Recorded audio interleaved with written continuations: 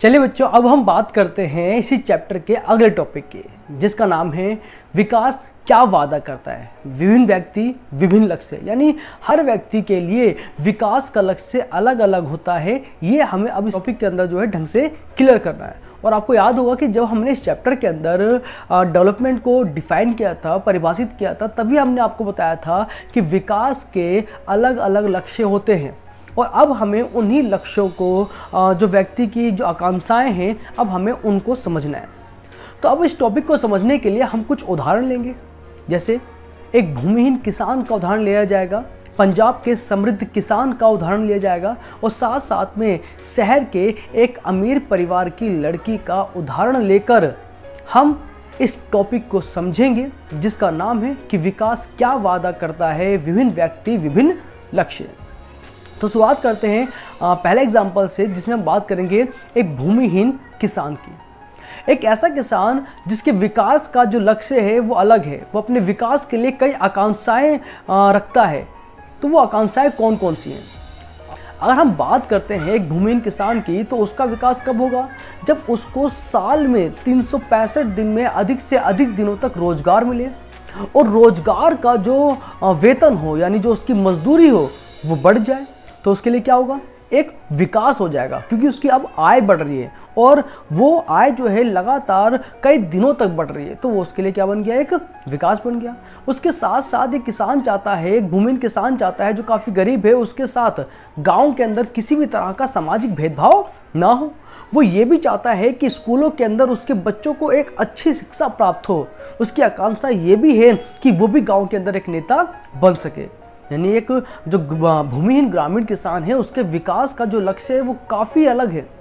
और हम तुलना करें पंजाब के समृद्ध किसान से, कैसे भाई? अब जो पंजाब का समृद्ध किसान है, उसके विकास का लक्ष्य क्या है? अब पंजाब का समृद्ध किसान चाहता है कि मेरा जो उत्पादन हो रहा है, उस उत्पादन पर अधिकतम समर्थन मूल्य प्राप्त हो उसे, यानी जितना हो सके उतना ज़्यादा पैसा मिले, और उसको जो मजदूर मिले वो बहुत ज़्यादा मेहनत वाले मिले, और उनकी मजदूरी भी सस्ती हो, यानी सस्ते मजदूर, वो भी मेहनत करने वाले। ऐसा चाहते हैं कौन? पंजाब के समृद्ध किसान। क्यों भाई? क्योंकि सस्ते मजदूर मिलेंगे, मेहनती मिलेंगे, तो उत्पादन ज़्यादा बढ़ेगा। उत्पादन ज़्यादा बढ़ने से उनके परिवार की आय बढ़ेगी। परिवार की आय बढ़ने से वो अपने बच्चों को विदेशों में जाकर बसा सकते हैं। तो ये पंजाब के समृद्ध किसान का लक्ष्य है। जब इसका लक्ष्य पूरा होगा तो वो उसका विकास माना जाएगा। उसी तरह अगर हम बात कर लें शहर के एक अमीर घर की एक लड़की की, उसका क्या मानना है भाई? शहर के एक लड़की का मानना है कि भाई जितने भी अधिकार मेरे भाई को मिल रखे हैं, उतने अधिकार मुझे मिले। मैं अपने ऊपर सेल्फ डिपेंडेंट हो जाऊं, मुझे आज़ादी मिले, मैं खुद अपने निर्णय ले सकूं, और यहाँ तक कि विदेशों में जाकर मैं पढ़ सकूं। ये एक शहर की लड़की के, एक अमीर लड़की के सपना है, या फिर उसका लक्ष्य है। जब ये होगा तो वो उसका विकास माना जाएगा। तो तीनों एग्जाम्पल के अंदर हम देखें, भूमिहीन किसान का विकास का लक्ष्य कुछ और है, पंजाब के समृद्ध किसान के विकास का लक्ष्य कुछ और है। उसी तरह शहर के एक अमीर परिवार की लड़की के विकास का लक्ष्य भी क्या है? अलग है। अब हमने तीनों उदाहरणों से ये समझ लिया कि अलग अलग व्यक्ति के जो विकास का लक्ष्य है वो अलग अलग है।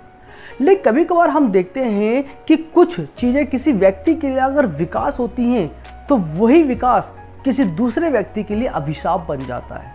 कैसे? कभी कभार कुछ व्यक्तियों या दो व्यक्ति या दो गुटों के बीच जो विकास होता है, कभी कभार वही विकास उनके बीच में एक टकराव या संघर्ष का कारण बन सकता है। कैसे? अब इसको भी हम उदाहरणों के साथ समझेंगे। अगर हम एक लड़की की बात करें, तो एक लड़की जो है अपने भाई के समान आज़ादी चाहती है। जितने अधिकार, जितने अवसर उसके भाई को मिल रखे, उतने अवसर वो भी चाहती है। लड़की ये भी चाहती है कि जिस तरह मैं घर के अंदर काम करती हूँ, तो मेरे घर के कामों में मेरा भाई भी हाथ बटाए। तो ये लड़की के लिए विकास माना जाएगा। लेकिन हो सकता है कि ये सारे काम उसके भाई को पसंद ना हो। उसी तरह अगर हम बात करें एक उद्योगपति की, एक उद्योगपति अधिक बिजली पाने के लिए नदी पर एक बांध बनाता है, जिससे हो सकता है कि उसके आसपास की ज़मीन जलमग्न हो जाए और वहाँ के आदिवासी यहाँ से चले जाएं। यानी एक तरफ बांध बनाने से उद्योगपतियों को अधिक मात्रा में बिजली मिलेगी, उनका विकास हो जाएगा। लेकिन दूसरी तरफ देखें तो भाई बांध बनाने से हो सकता है कि उसके आसपास की ज़मीन जलमग्न हो जाए और वहाँ के आदिवासी उस जगह को छोड़कर चले जाए। यानी बांध ने कुछ लोगों के लिए तो विकास किया, लेकिन दूसरों के लिए वो अभिशाप बन गया।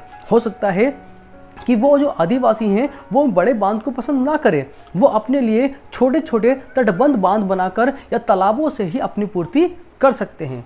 तो इसीलिए कहा गया है कि जो विकास जो होता है, विकास के जो लक्ष्य होते हैं वो अलग अलग होते हैं और इन लक्ष्यों का जो असर होता है वो अलग अलग व्यक्तियों पर अलग अलग नज़र आता है। उम्मीद करता हूँ कि अब आपको यहाँ तक का आराम से समझ में आ चुका होगा।